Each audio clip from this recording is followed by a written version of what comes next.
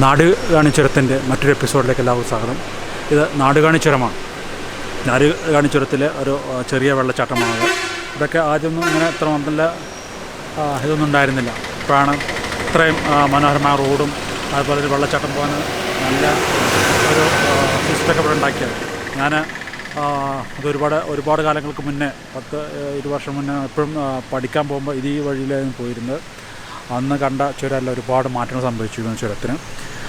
നാടുകാണി ചുരമാണത്. ഈ നാടുകാണി ചുരത്തിന് ഒരുപാട് പ്രത്യേകതകളുണ്ട്.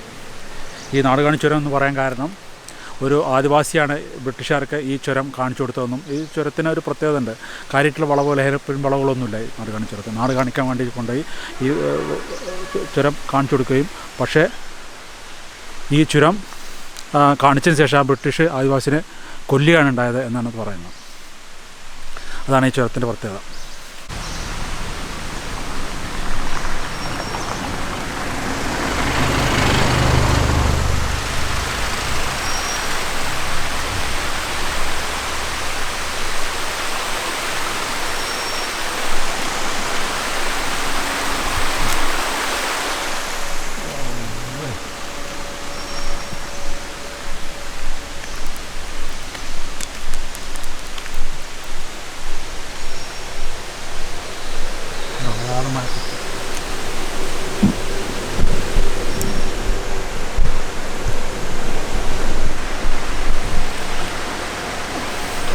കേട്ടോ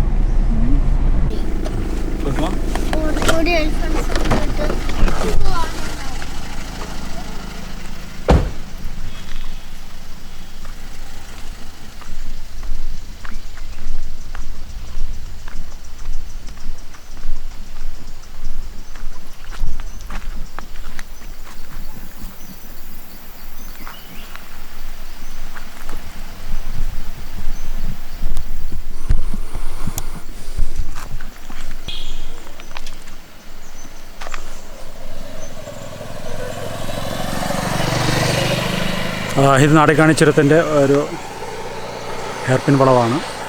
ഈ ചുരത്തിന് ഞാൻ പറഞ്ഞ പ്രത്യേകത അല്ലേ, കാര്യമായിട്ട് താമരശ്ശേരി ചുരം പോലെയല്ല. ഇതിന് നമുക്ക് വളവ് അങ്ങനെ ഒരു ഹെയർപിൻ വളവൊന്നും കാണില്ല. അതാണ് നാടുകാണി ചുരം.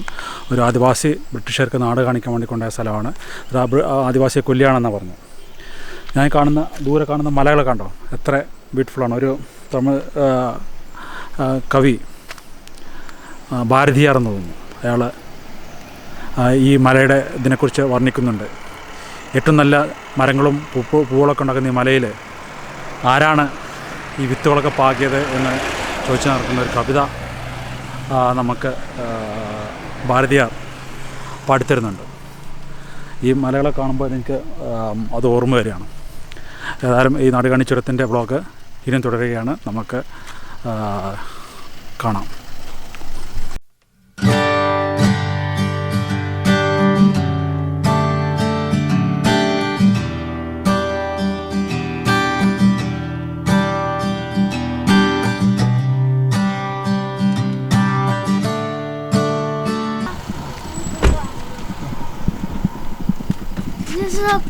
ഇപ്പൊ നോക്കി വ്യൂ ഇഷ്ടപ്പെട്ടു.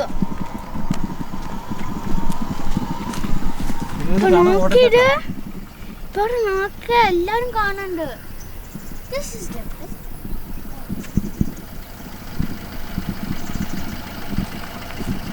നോക്കി വ്യൂ നമ്മുടെ അങ്ങോട്ട് പോണം. അപ്പം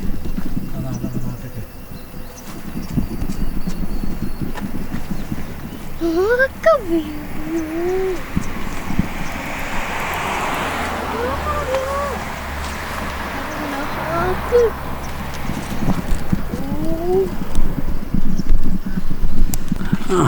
പോവാ.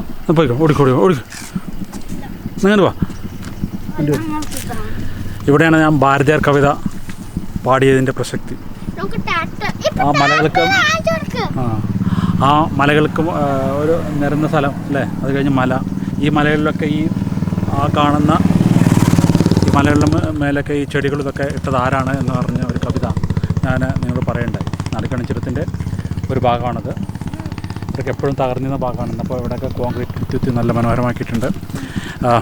ഞാൻ ഒരുപാട് ഓർമ്മകൾ ഈ നാടുകാണി ചുരമായിട്ട് എനിക്ക് ബന്ധപ്പെട്ടിട്ടുണ്ട്. ഞാൻ പഠിക്കുന്ന കാലത്ത് ഇതിലൂടെ ഒരുപാട് യാത്ര ചെയ്തിട്ടുണ്ട്. ജീപ്പിലൂടെയും ജീപ്പിലൂടെ ഇതിലൂടെയൊക്കെ ഞാനിത് യാത്ര ചെയ്തിട്ടുണ്ട്. വാ നീ പോ.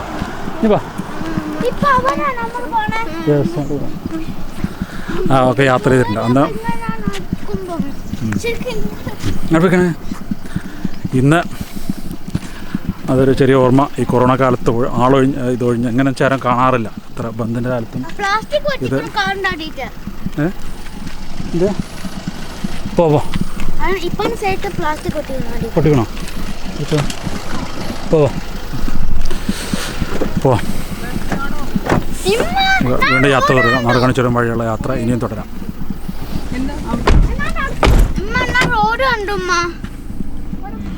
പോവുകയാണ്. അന്ന് പഠിക്കുന്ന കാലത്ത് ഞാൻ ഇവിടേക്ക് നേരിട്ടുള്ള ബസ് ഉണ്ടാവില്ല. അന്നേരം ഗൂഡല്ലൂർ ഇറങ്ങി ഗൂഡല്ലൂരിൽ നിന്ന് ജീപ്പിൽ നിലമ്പൂർ വന്നിറങ്ങും. നിലമ്പൂരിൽ നിന്ന് പിന്നെ അടുത്ത ബസ് കയറും. അങ്ങനെയാണ് അധികം തീരും വരുമ്പോൾ ചെയ്തിരുന്നത്. പോകുമ്പോൾ രാത്രിക്കുള്ള ബസ് പെരുന്നവണ്ണെന്ന് ഉണ്ടാവും. ഒമ്പരക്കുള്ള നേരം വിളിക്കുമ്പോൾ മൈസൂരെത്തും. അങ്ങനെയാണ് മൈസൂരിൽ നിന്ന് പിന്നെ ബാംഗ്ലൂരിൽ നിന്ന് ബിജാപ്പൂർ. പക്ഷേ അന്നൊന്നും ഇത്രയും നല്ല റോഡായിരുന്നില്ല. അപ്പോൾ കേരളവും തമിഴ്നാടൊക്കെ നന്നായി റോഡ് പണിയെടുത്തിട്ടുണ്ട്. നാടുകാണി ചുരം വഴിയുള്ള യാത്ര വീണ്ടും തുടരാം.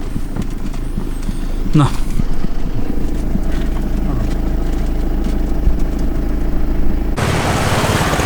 ഞങ്ങൾ അങ്ങനെ നാടുകാണി ചുരം ഇറങ്ങി എന്താ പറയുക ചോട്ടിൽ നിലമ്പൂർ എത്താറായി. ഇവിടെ ചെറിയ സ്ഥലത്ത് ഭക്ഷണം കഴിച്ച് പോകാൻ വേണ്ടി ഇറങ്ങിയതാണ്. നമ്മൾ ഭക്ഷണം കഴിച്ച് ഇവിടുന്ന് അങ്ങനെ പോവാണ്. ഉച്ചക്കത്തെ ഭക്ഷണം ഇപ്പോഴാണ് കഴിക്കുന്നത്. സമയം ഏകദേശം 3 മണിയായി. അത് കഴിച്ചാണ് പോവാം. ഭക്ഷണം കഴിക്കാൻ അടുപ്പേക്ക് കയറി 3 മണിയുടെ ശേഷം ഭയങ്കര വിശക്കുണ്ട്. അപ്പം കഴിക്കണം. ഞങ്ങൾ വർഗൾ വേണ്ടി നിൽക്കും. നോക്കിയിട്ട് അമ്മയിട്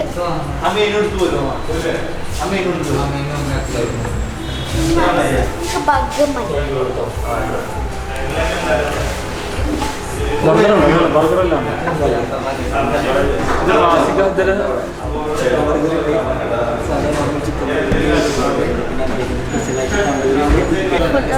ഇപ്പൊ മൊജീറ്റോ ഇമ്മ മൊജീറ്റോ അടിച്ചോ?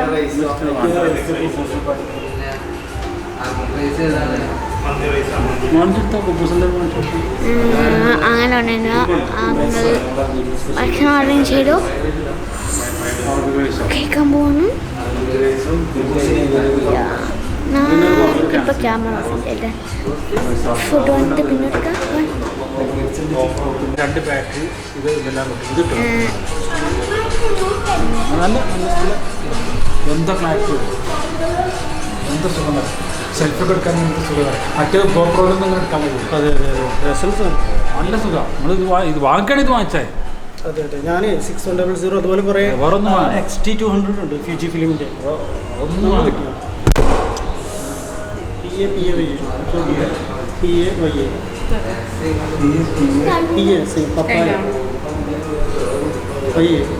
ഹോളിഡേയ്സ് ഗ്യാപ്പുണ്ടോ? ഗ്യാപ്പുണ്ടോ? ഗ്യാപ്പുണ്ട്. HOLI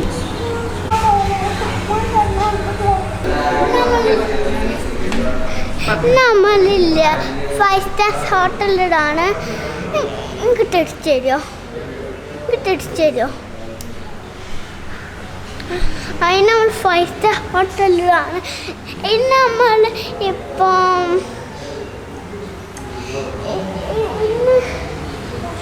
ഒന്നുമില്ല. നമ്മൾ സുഖമായിട്ട് പിന്നാണ് മണ്ണക്കാർക്ക് പോകാൻ. ഇപ്പം നമ്മൾ പുതിയ വീട്ടിൽ പോകണം. മണ്ണക്കാർക്ക് പോവാ. പിന്നെ ചിലപ്പോൾ അങ്ങോട്ട് പോകും, ചിലപ്പോൾ ഇങ്ങോട്ട് ഇടും. ഇപ്പം പറഞ്ഞു ഇന്ന് നമ്മൾ റിസോർട്ടിലേക്ക് പോയി ബ്ലോഗ് ഉണ്ടാക്കും. ഇന്ന് നമുക്ക് നാളെ കാണാം. ബായ്. ഞാനാണോ പോകട്ടെ?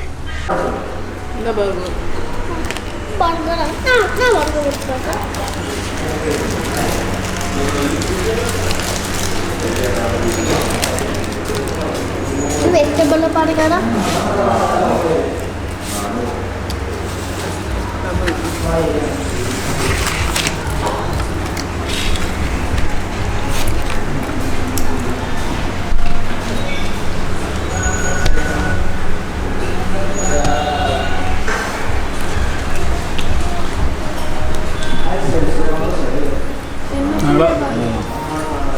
വഴിക്കടവ് കഴിഞ്ഞിട്ടുള്ള ഒരു സ്ഥലത്ത് നിന്ന് ഭക്ഷണം കഴിക്കുകയാണ്. ഞാൻ റൈസ്, കുട്ടികൾ രണ്ടുപേരും ബർഗറും, ഇതെന്താണ് ചിക്കൻ ഇതാണ് വാങ്ങിച്ചിരിക്കുന്നത്, സ്റ്റീം ചിക്കനാണ് വാങ്ങിച്ചിരിക്കുന്നത്. ഞങ്ങളെന്താ ഭക്ഷണം കഴിക്കാം. ആ ഫ്രൈസ് ഉണ്ടല്ലോ. ഓക്കെ.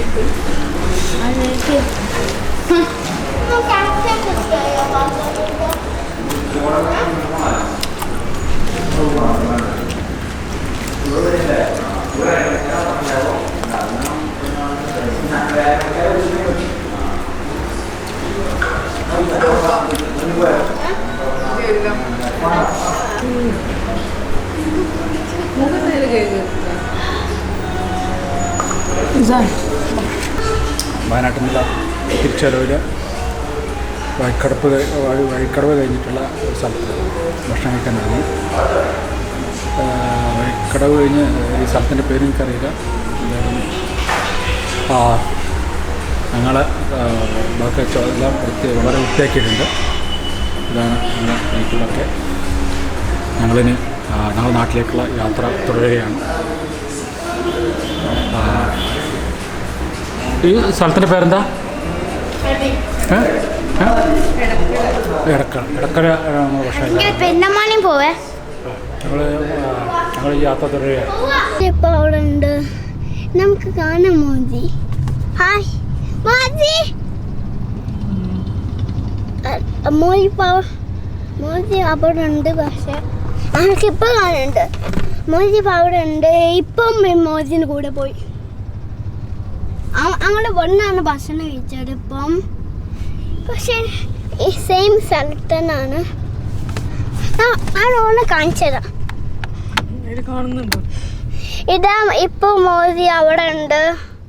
ഇനി നമുക്ക് കാണാം. മോദി ഹായ് പറഞ്ഞ പല്ല ഓടിക്കണ്ട പാടെ ഹായ് പറഞ്ഞ. ഇനി നമുക്ക് അടുത്ത ബ്ലോക്കിൽ കാണാം. ഞങ്ങൾക്കൊക്കെ മലയാണ് വേണമൊക്കെ പോണു. നമുക്കില്ല അടുത്ത ബ്ലോക്കിൽ ചെയ്യൂ. സെൽഫി ആക്കിയിട്ട് സെൽഫി പറഞ്ഞോ. ഒന്നും പഠിച്ചു ഭർത്താൻ പറഞ്ഞു.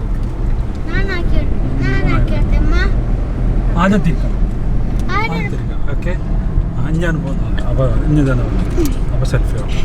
ഓക്കെ, ശരിയായില്ല. ഇനി നമുക്ക് കാണാം. ഇത് മോദി ഇങ്ങോട്ട് കളിക്കാം. നമുക്കില്ല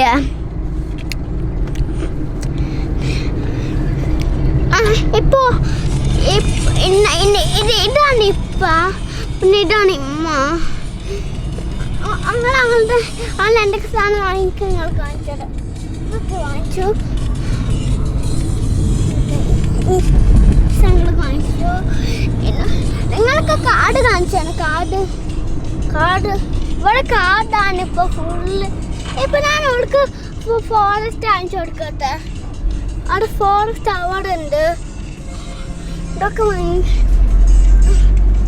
ഇവിടെ സെയ്തുക്വീനിൻ്റെ അവിടെ ഉണ്ട്. ഇത് കണ്ടില്ല.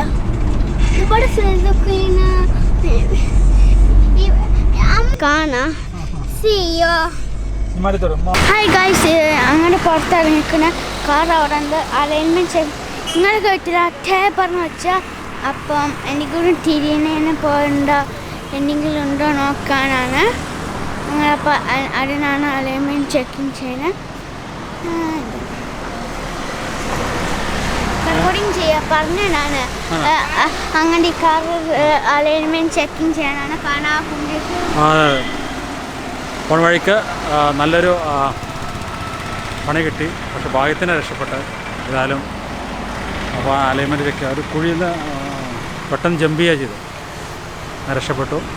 അപ്പോൾ അലൈൻമെൻറ്റും ചെക്ക് ചെയ്യാന്ന് വെച്ചുകൊണ്ടാണ് നിലമ്പൂരുള്ള ഒരു കടയിൽ അലൈൻമെൻറ്റ് ചെക്ക് ചെയ്യാൻ കയറുക.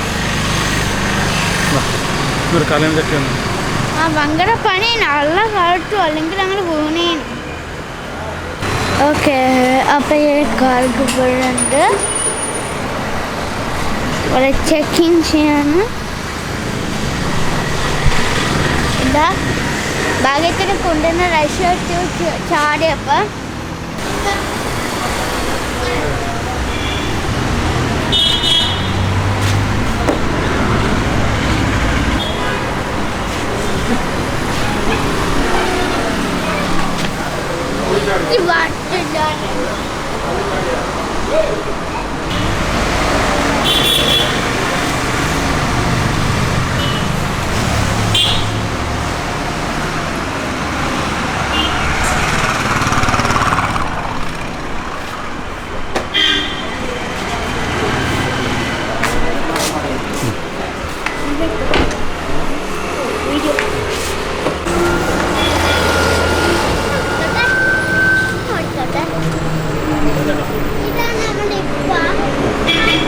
Bye.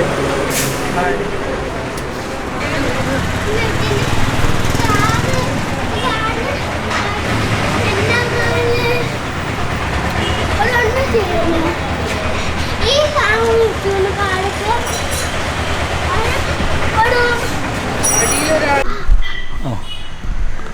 അങ്ങനെ ഒരു വലിയ യാത്രയ്ക്ക് ശേഷം ഞങ്ങൾ വീട്ടിൽ തിരിച്ചെത്തി.